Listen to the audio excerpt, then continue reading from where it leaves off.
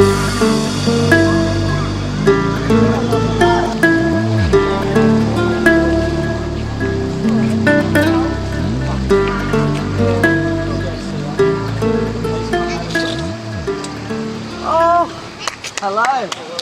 Your mind reader. What service, my friend? Thank you so much. Right. What's the sun or shade? Sun for now. Can we, shade, please shade. Yeah, can we put that? It's hot out. Okay, so I want to take some photos and videos of me being on Instagram, but so I'm famous. Thank you to my head. Yep. I've got one of those that are pretty. That's Sana. Warren's having orgasm on my food. That's Sana. I honestly can't. Sandwich. I don't know what you want. You can have some. Yeah, please. No, that's the thing. I Food can't boss. fit any more food. Wait, we're still full from breakfast. And it's like 4 o'clock in the afternoon. Okay, have you been fine? I don't miss you, I'm so ice cold. Like some history frozen in time. Have to look back to watch me go. Find a new bitch, get a new life. Like a one, Those chips are good. Oh my god. Oh my god. I don't even want the seed oils. That's what I talked about. Can you send me the docos of the seed oil? Because it might make me off him. Because at the moment I can't get off these things. I'm addicted to chips. Okay, does everyone know my guilty pleasure? I could eat chips for breakfast, lunch and dinner. It's up. Let's have a conversation about what we... Yeah, we were just talking. I asked the question. Sorry.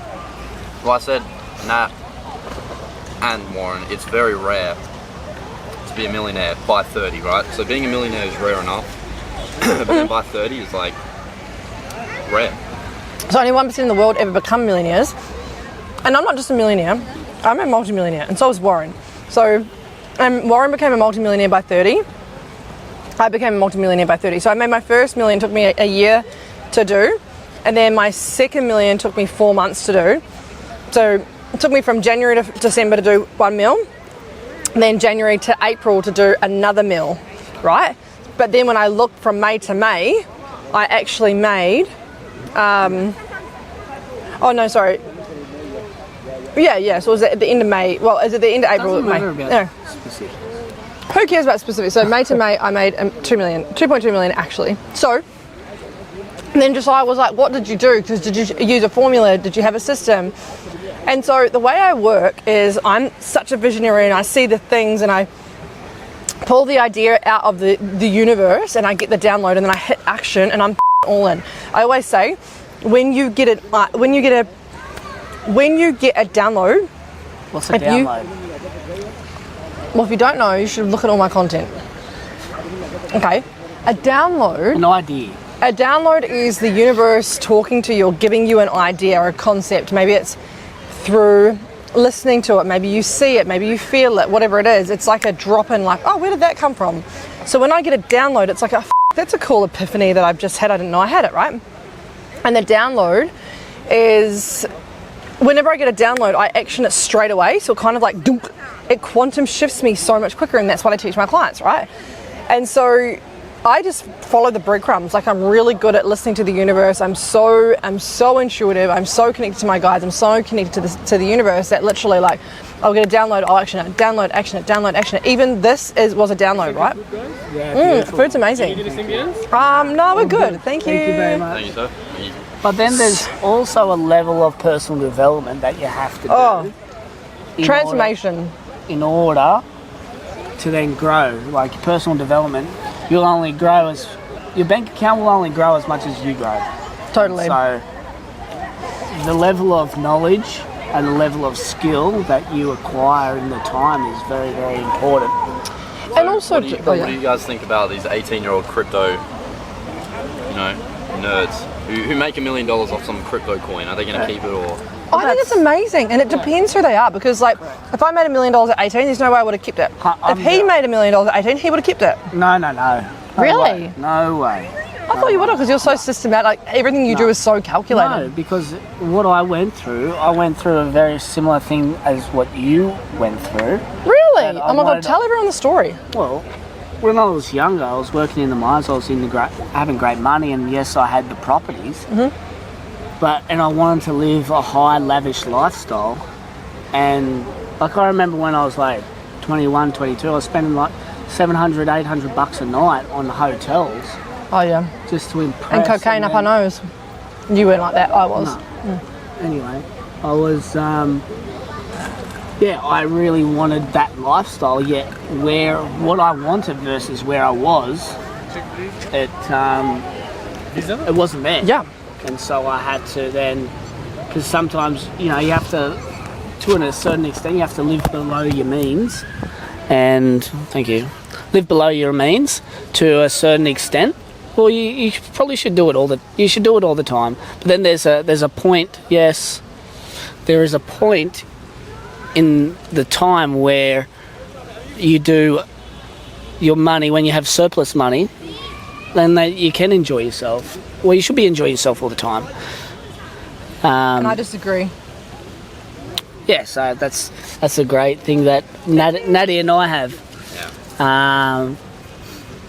The difference in perspectives, but Customer. yeah, for me it was, I had the pendulum swing one way, and then I went the other way where I was living in my car. I was travelling around Australia, living in the troopy, and just wanted basics. I didn't need all this nice stuff, and it was only just stuff. And now I get to combine both that lifestyle, where we can have the nice stuff, but then also be happy with living minimalist as well. So to me, it doesn't really matter. But what matters is what impact I do have on the world and what I'm here to do. So And the legacy. Yeah, the legacy. So The legacy. I know for me, all the nice stuff is nice. And Okay. I have a completely different opinion. So I've always lived well beyond my means. Always. Like, literally always, right? And the way I work is through creation and feeling good. If I feel good, then I feel like I attract more. So, for instance, I love Botox and fillers. I'll be the first person to say I'm Botox to the max, and I profit. Like, if I could buy a Botox clinic, I would. We've actually just talked about it so much because I froth. Like, I froth transformation face. I don't care what anyone says. Love yourself deeper. Like, I get it. I do the transformation work. And though, if you're here to be your best looking avatar, babe, look as sexy as you want. Get bigger fake titties if you want it, because it's going to make you feel sexy. Like, I'm all for it, right? So, side note, when I have been manifesting and creating this wealth and this amazing lifestyle that I've always wanted or craved, the biggest piece was I would always feel good and look good. So, especially like years ago, I would get my nails done and I would get my makeup done over eating. Now that sounds f***ed up, but I didn't care if I was eating toast because I wanted to look good, right? And then I carried that through. When I first ran my business, actually, January of last year, I'm going to tell you a story. I ran my first big event. I had 55 people there. And I hired out the best place, got team t-shirts, got a videographer, got fire twirlers, like got the whole thing. And I had like $50 in my bank account. I spent every single cent that I had in January of last year. Every single cent that I had, just to make everything look good, and I wanted to feel good. Now, guess what then happened? I made $75,000 within like 2 weeks. I know, I'm a f***ing legend, honestly. And what I did was I was like happily to gamble, and like I have that kind of personality where I'm willing to gamble because I know that I trust myself and back myself to get to the next level. And I've done that several times. Like even June last year, I made my biggest investments ever.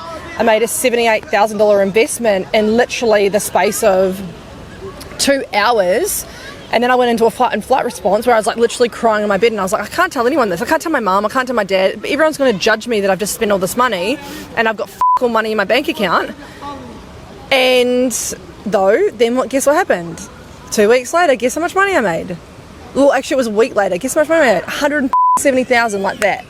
So it's like I lived outside my means, And though what that made me do was push me. There's a law called the law of supply and demand, and what that means is you put more demand on yourself, so therefore you're willing to get to the next step, because it almost puts you into like a willful energy where you push into the next vibration. And so for me, I work really well under pressure. I know I'm a diamond, and so pressures create diamonds, right? Like, I'm willing to do whatever it takes to put myself in a position where I will then put myself into more action. Now we're in a position where we don't actually have to do that, although like we've just had the opportunity in working with some of the most amazing marketing people literally in the world. Like, they do the biggest names in personal development in the world, and it's a high fee. Like, they want a lot of money each month, and we're like, that's big courage for us to step into that. And though, do we gamble a bit?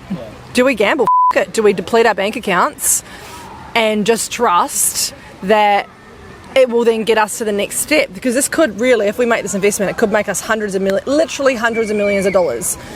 But it's like, are we willing to deplete our bank account again to get to that next level? And it's like that thermostat as well. Like, your thermostat is, it's like, how much can you, what are you comfortable with at your very minimum? Yeah. And it's like, what's your stress tolerance? Yeah. What's your stress tolerance to then be like, because some people might freeze, you might fight, flight or freeze. And so, and it's funny, right? The more wealthy I become, the more I don't want to put myself into that position anymore. It's wild. So I'll tell you something that I've realised too, is that so many people think that when you're a millionaire and all that kind of stuff, that it's easier.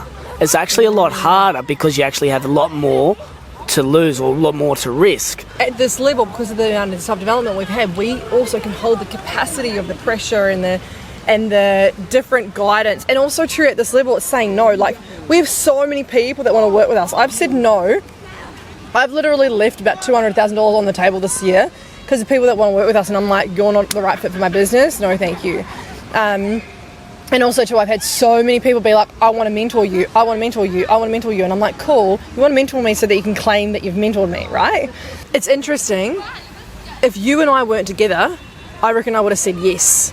I would have just gone yes with the girl that's the most expensive, and I would have just been like, let's go. Well, we can still do it. I know we can, but I'm also now thinking about our future where, 4 months ago, I didn't think about an us, because there were no us. It was just me, and I was happy to gamble, and if I fall flat on my ass, then I'm happy to eat toast and move back and have a $500 car and live back in a house that has a bed and a desk. Because literally, March last year, actually May last year, I had a house that had a bed and a desk, and I had actually got a nice car by that point. But like, I was still in that position of just like every month, every single cent that came in, I was just sending it out.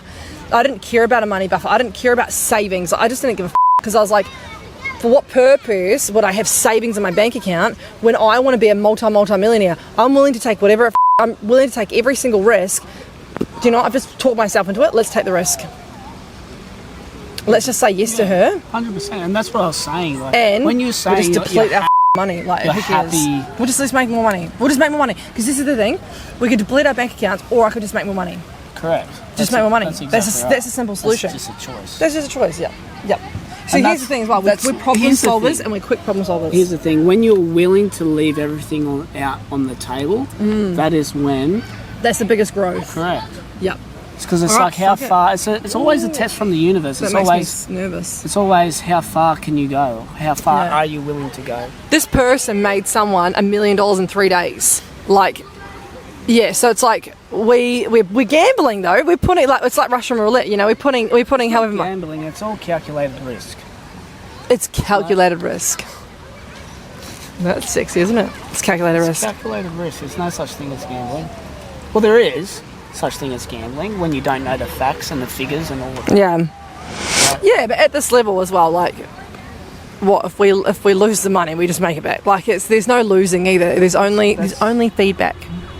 There's no failure. There's only feedback, people.